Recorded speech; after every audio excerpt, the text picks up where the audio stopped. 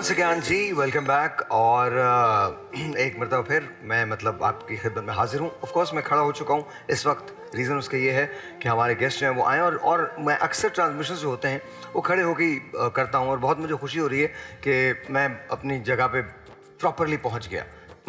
कल मैं बड़े आराम से इत्मीनान से बैठ के, अब डॉक्टर साहब मेरी सीट पे हैं, कोई प्रॉब्लम नहीं है। हाँ बिल्कुल कोई प्रॉब्लम नहीं है। It's very good. मुफ्ती अली मुर्तज़ा साहब हमारे साथ तशरीफ़ रखते हैं। अस्सलाम वालेकुम जी, कैसे हैं आप? बहुत बहुत शुक्रिया आपकी तशरीफ़ आवरी का। बात कॉल और फेल के तज़ाद की है। इससे पहले कि मैं मुफ्ती नूर रहमानी की तरफ जाऊँ और उनसे बात करूँ, उसके बाद हम ये सिलसिला शुरू करें दोबारा से, बस आपसे सिर्फ इतना कहना चाहता हूँ कि हमारे इंस्टाग्राम को फॉलो कीजिए, हमारे फेसबुक को फॉलो कीजिए, अपने क्वेश्चंस जो हैं वो ज़रूर भेजिए ताकि हम अपने उलमा से वो सवालात भी कर सकें। सो ये बताइए रहमानी भाई कि वजह क्या है, कॉल और फेल में तज़ाद क्यों है इतना? बिस्मिल्लाहिर्रहमानिर्रहीम। तमाम तारीफ़ें अल्लाह सुब्हानहू व तआला के लिए और दुरूद सलाम अल्लाह के रसूल, हम सब के आका, हम सब के मौला, ताजदार मदीना, ताजदार ख़त्म नबूवत हुज़ूर मोहम्मद रसूलुल्लाह सल्लल्लाहु अलैहि व आलिहि वसल्लम।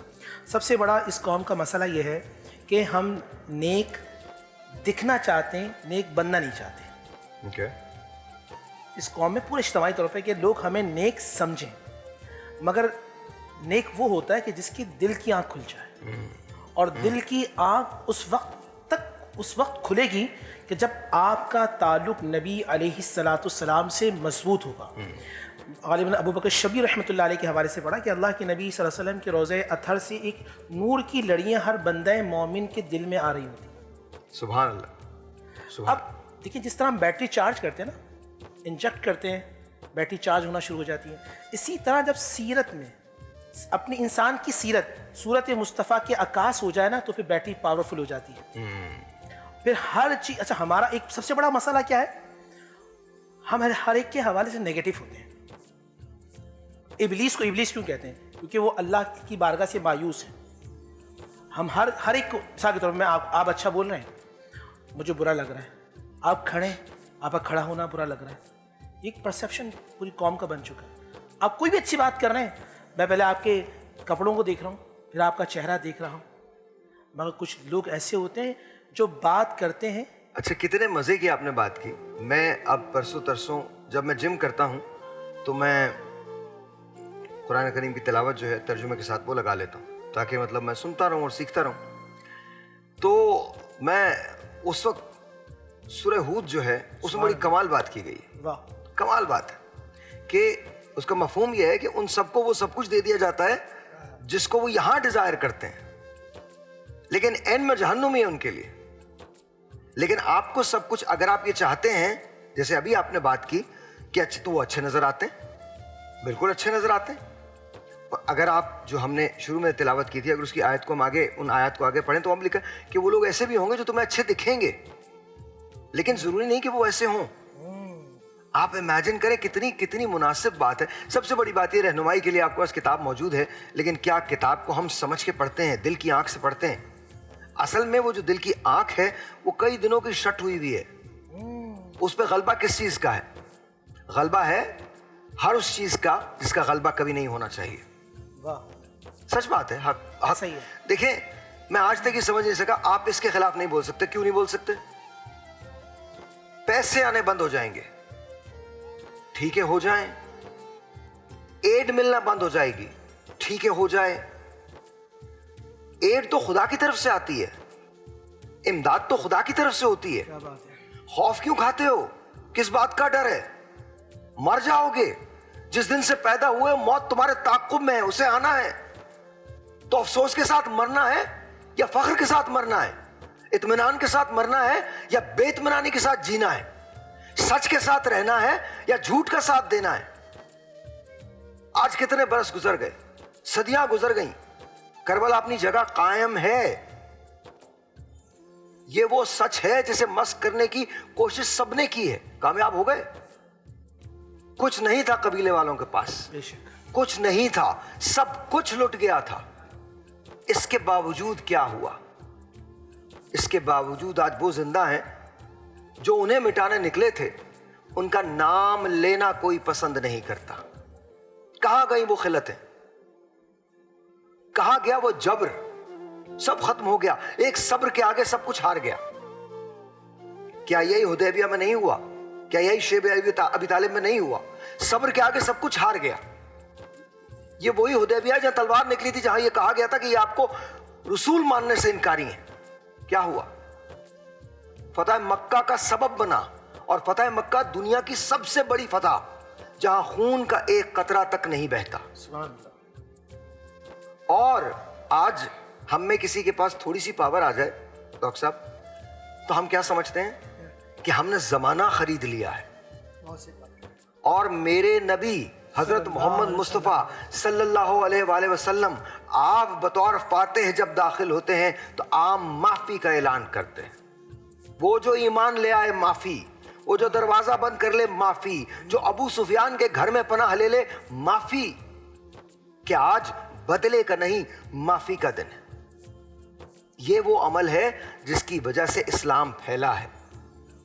یہ جو ہمارے کچھ محققین جو ہیں تو مسلمان، لیکن وہ ویسٹ سے اتنے متاثر ہیں کہ لکھتے ہیں جی اسلام بزور شمشیر پھیلا ہے. کیسے؟ کہاں؟ کس نے؟ تم نے پھیلایا ہے. اپنے ذہنوں کے کینوس کو اتنا بڑا مت کرو کہ لاجک اس میں سمانے سے گریز کرنے لگے. اللہ تعالیٰ تمہاری لاجک پہ زندہ نہیں ہے. اللہ تعالیٰ کو آپ کی کوئی ضرورت نہیں ہے. تم رب کے محتاج ہو. ہم کس بنیاد پہ کہتے ہیں کہ ہم یہ کرنے نکلے، وہ ہم بچائیں گے؟ کسے بچائیں گے؟ جس نے آپ کو بنایا ہے. نہ سمجھ میں آنے والی باتیں. ڈاکٹر صاحب آپ کی طرف آتا ہوں. قصہ وہی ہے، ہم خودی کو چھوڑ کے فضول کے کاموں میں کیوں لگ گئے؟ بسم اللہ الرحمن الرحیم. مولا صلی وسلم دائما ابدا علی حبیبک خیر الخلق کلہم یا رب بالمصطفیٰ بلغ مقاصدنا واغفر لنا ما مضى یا واسع الکرم. شاعر بھائی، آپ نے اپنے سرنامہ کلام میں اور پھر اس کے بعد ڈاکٹر راٹھور صاحب نے اور علامہ ہمارے پیارے بھائی نور رحمانی صاحب، آپ یقین جانے کہ شخصیات الگ الگ ہو سکتی ہیں لیکن پیغام ایک ہی ہے، اور وہ پیغام خودی ہی کا ہے. اب سوال یہ پیدا ہوتا ہے کہ خودی کی تعریف کیا ہے. ایک جملہ نظر کروں گا. مولانا روم رحمۃ اللہ تعالیٰ علیہ سے متاثر ہیں ان کے شاگرد علامہ اقبال، اور یہ سب کے سب جتنے بھی ہیں یہ ماتوریدیہ مکتب فکر ہے. فلسفے کے اندر بھی اور کلام مباحث میں بھی، اور فقہی اعتبار سے حنابلہ اور شوافع اور مختلف مکاتیب بغداد سے، اور ایک فکری اعتبار سے ابن عربی سے چلتا ہوا یہ سفر. ابن عربی سے پہلے سے بھی جب یہ اقبال پر پہنچتا ہے تو اقبال سے کسی نے یہ سوال کیا کہ یہ خودی کا جو تصور ہے کیا کیفیت کیا ہے. تو تاریخی خوبصورت ترین جملہ ان کے اشعار میں تو ہے، وہ جتنے بھی اشعار آپ پڑھ رہے تھے ماشاءاللہ، آپ تو حافظ اقبال ہیں، لیکن جو اس میں بنیادی تصور ہے جو مستعار لیا انہوں نے اپنے روحانی مرشد مولانا روم رحمۃ اللہ تعالیٰ علیہ سے، کہ خودی اس وارفتگی کا نام ہے جس میں فرد اپنے وجود کو اس نور میں ضم کر لیتا ہے جہاں سے کائنات میں وہ نور تقسیم ہوتا ہے. سبحان. اور معنی مرادی جسمانی نہیں ہے بلکہ معنی مرادی روحانی ہے، روح ہے. اور قل روح من امر ربی. اب آج کا جو مسلمان، جو ہم بار بار گفتگو کر رہے ہیں اور سارے علماء کرام نے بھی، آپ نے بھی بات کی کہ یہ جو نفاق در کر آیا ہے، اور قرآن کریم نے سورہ بقرہ ہو یا دیگر قرآن کریم کی صورتیں ہوں، اس میں جو آئیڈینٹیفائی کیا اور جس کو بار بار آپ نے بھی آئیڈینٹیفائی کیا، بتایا، اس طرف اشارہ کیا، یہ کون لوگ ہیں؟ وَإِذَا خَلَوْا إِلَىٰ شَيَاطِينِهِمْ، جب اپنے شیاطین کی طرف جاتے ہیں تو یہ تمسخر کرتے ہیں، اور جب یہ پھر حضور اکرم صلی اللہ علیہ وآلہ وسلم کی ذات گرامی کے سامنے آتے کہتے ہیں ہم تو آپ کے ساتھ ہیں، ہم تو آپ کے فدا ہیں، آپ پر ہم جان دیتے ہیں. کیا رسول کے علم میں یہ بات نہیں ہے کہ یہ منافق ہے؟ کیونکہ رسول اکرم صلی اللہ علیہ وسلم منافقین کو پہچانتے تھے، اور حضور کے سب سے بڑے رازدار جو صحابی ہیں وہ کون ہیں؟ حذیفہ بن یمان رضی اللہ تعالیٰ عنہ. حضور اکرم صلی اللہ علیہ وسلم نے وہ سارے اسماء گرامی بتلا دی ہے جو پاکیزہ لوگوں کے ہیں، اور حضور اکرم صلی اللہ علیہ وسلم نے وہ منافقین بھی بتلا دیے کہ حذیفہ ان پر نظر رکھنا کیونکہ یہ اللہ سے دشمنی کرتے ہیں, مجھ سے بغاوت کرتے ہیں, اور اللہ کی کتاب کو یہ بازاروں کے اندر گھسیٹنا چاہتے ہیں. اب اس کیفیت میں مجھے حضرت عمر ابن خطاب رضی اللہ تعالیٰ عنہ کا قبلہ آپ کی نظر کر رہا ہوں, وہ جملہ یاد آ رہا ہے کہ اے حذیفہ مجھے پتہ ہے تو رازدار نبی ہے صلی اللہ علیہ وآلہ وسلم, اور صلی اللہ علیہ وسلم صلی اللہ علیہ وسلم. ایک بریک میرے خیال لینا چاہیے, میں آزان ہو رہی ہے. جی بالکل, ایک چھوٹا سا بریک ہے, ملتے ہیں بریک کے بعد.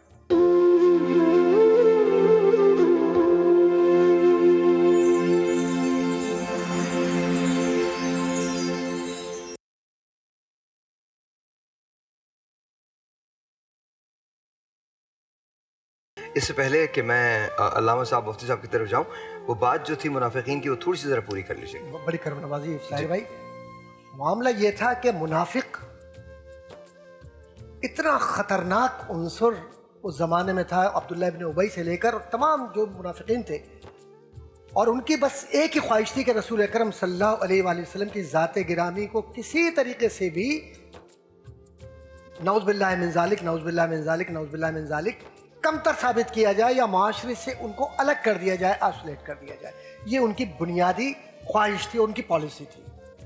کبھی عبداللہ ابن ابی جا کر یہ کہتا ہے کہ جناب یہ تو جو آئے ہجرت کر کے مکے سے مدینے میں, ان کو تو آپ لوگوں نے اپنے وسائل دے دیے, اور نتیجہ یہ نکلا کہ دیکھیں اب یہ ہو رہا ہے. لیکن جو ایمان والیں گے ایسے دل ان کے جڑے ہوئے ہیں کہ ان کے چہروں پر سیماؤں فی وجوہ میں نثر سجود, ان کے پیشانیاں چمکتی ہیں عبادت کی وجہ سے, عشق مصطفیٰ کی وجہ سے. تو میں یہ عرض کر رہا تھا کہ وہ جو منافقین ہیں ان کی مکمل طور پر فہرست یا آگہی حضرت حذیفہ بن یمان کو حضور اکرم صلی اللہ علیہ وسلم نے دی. اب حضرت عمر ابن خطاب رضی اللہ تعالیٰ عنہ یہ پوچھتے ہیں اور یہ کہتے ہیں, مختصر کر رہا ہوں, کہ میں جانتا ہوں کہ حضور اکرم صلی اللہ علیہ وآلہ وسلم نے آپ پر اعتماد کیا اور آپ کو بتلایا. میں یہ نہیں کہہ رہا کہ مجھے آپ یہ بتائیے کہ کون کون منافق ہے, لیکن مجھے اتنا بتا دو عمر کا نام تو کہیں ان میں نہیں ہے. سبحان. کیفیت کیا ہے یہ عشق کی وہ کیفیت ہے کہ انہیں یہ معلوم ہے کہ منافق کے دل میں عشق مصطفیٰ نہیں اتر سکتا کبھی, نہ اس کا چہرے پر کبھی وہ نور آئے گا, نہ کبھی اس کے دل میں وہ بات آئے گی.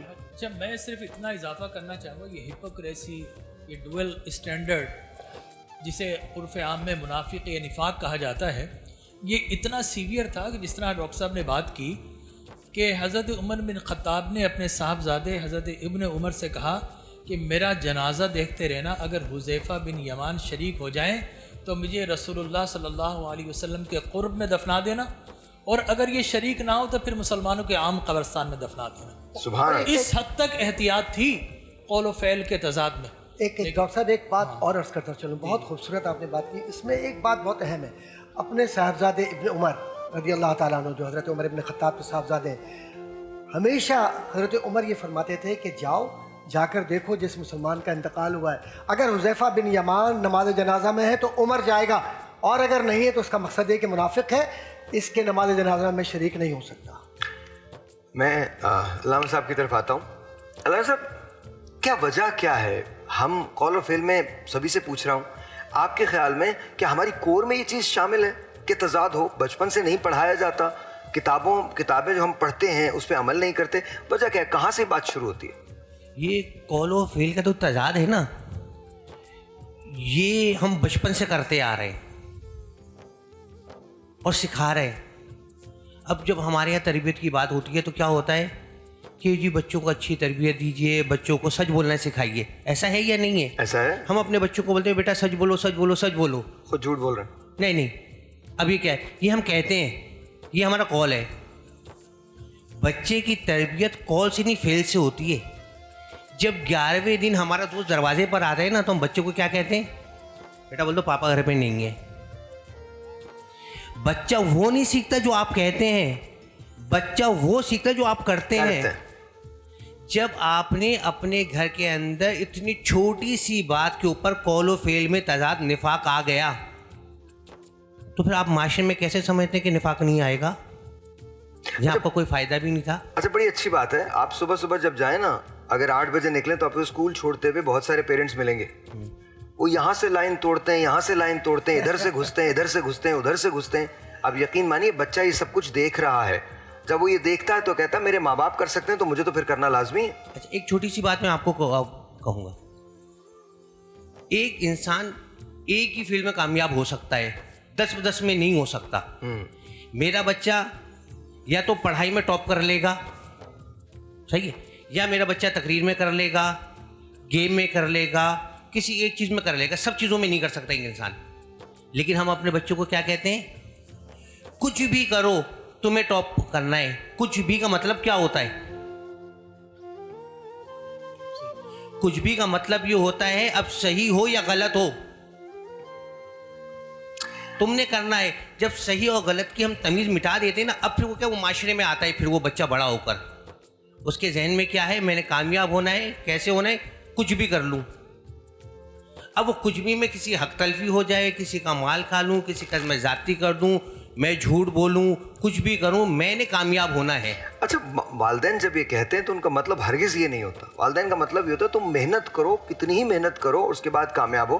لیکن آپ بالکل درست کہہ رہے ہیں, کہیں نہ کہیں یہ بات اس طرف بھی جا سکتی ہے اور جاتی ہے, کیونکہ وہ بھی کامیاب ہونا چاہتے ہیں, وہ ہر وہ چیز کرتے ہیں جو انہیں نہیں کرنی چاہیے کامیاب ہونے کے لیے. بچہ وہی سیکھ لیتا ہے, وہی اڈاپٹ کرتا ہے. اب میں ایک چھوٹی سی بات کہوں, جیسے ہم پیارے نبی صلی اللہ علیہ وآلہ وسلم کا لقب کیا ہے, صادق اور امین. بالکل. یہ صادق اور امین کا لقب دیا کس نے؟ کیا مسلمانوں نے دیا ہے؟ نہیں دیا. کس نے دیا؟ کافر کہتے تھے. آپ کو صادق کا مطلب سچ بولنے والا. امانت داری کا تعلق فعل سے ہے. نبی نے پہلے کیا کر کے دکھایا؟ پہلے عمل کر کے دکھایا. جب 40 سال عمل ہو گیا تو اس کے بعد اپنا قول پیش کیا کہ دیکھو پہلے میرا عمل ہے, اس کے بعد میرا قول ہے کہ اب قولوا لا الہ الا اللہ تفلحون, اللہ الہ پڑھو کامیاب ہو جاؤ. اور ہمارے معاشرے میں کیا ہوتا ہے کہ ہمارے فقط قول ہی قول ہے, عمل تو کچھ ہے ہی نہیں, اس لیے اثر ہی نہیں ہوتا معاشرے میں. اچھا اس کے بعد بھی نا آپ یہ دیکھیے, بڑی اچھی بات ہے, گفتگو کہیں سے کہیں چلی جائے گی اور میں آپ کی طرف آؤں گا.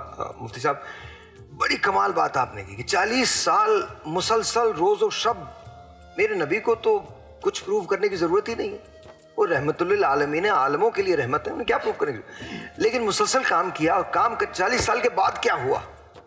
جو مکی زندگی ہے اس کو اٹھا کے دیکھیے, صعوبتوں سے بھری ہوئی ہے, صعوبتوں سے بھری ہوئی ہے وہ زندگی.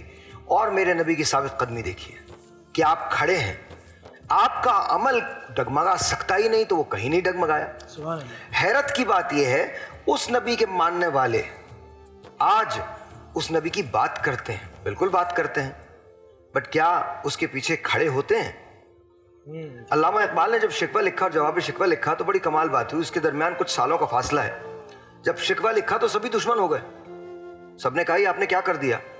پھر جواب شکوہ لکھا, اور میں قسم کھا کے کہہ سکتا ہوں اس معاملے میں کہ آپ اگر جواب شکوہ کو پڑھ لیں, اس کا آخری شعر جو ہے وہ آپ کے سارے مسائل کا حل ہے.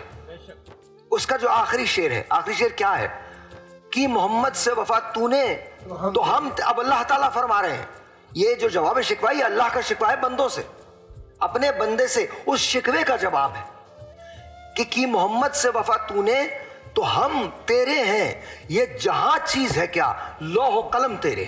بلکہ اس سے پہلے بھی تو شعر کہا نا کہ قوت عشق سے ہر پست کو بالا کر دے, دہر میں اس میں محمد سے اجال. اس کے باوجود میں آج پھر وہی بات کرتا ہوں اور پھر سے آپ کے پاس آتا ہوں, اس کے باوجود کہ محمد سے بات تو نے تو ہم تیرے ہیں, یہ جہاں چیز کا لوح و قلم تیرے, یہ ہم نے بچپن سے پڑھا ہے. لیکن آج اٹھا کے دیکھ لیجئے جگہ جگہ کون سا ایسا جھوٹا خدا ہے جہاں ہم سجدہ نہیں کرتے. کیوں؟ بڑی بات ہے. کیا وجہ ہے؟ کیوں ڈرتے ہیں ہم؟ ہمارے لیے اللہ, اس کا رسول, اس کی کتاب کافی ہے. کیا آپ سے گواہی نہیں مانگی تھی؟ آپ تھے نہیں, لیکن کیا یہ کہہ نہیں دیا کہ تم میں سے جو یہاں نہیں ہے, وہ لوگ جو یہاں نہیں ہیں ان تک میرا یہ پیغام پہنچا دینا کہ میں نے اپنا کام کر دیا ہے.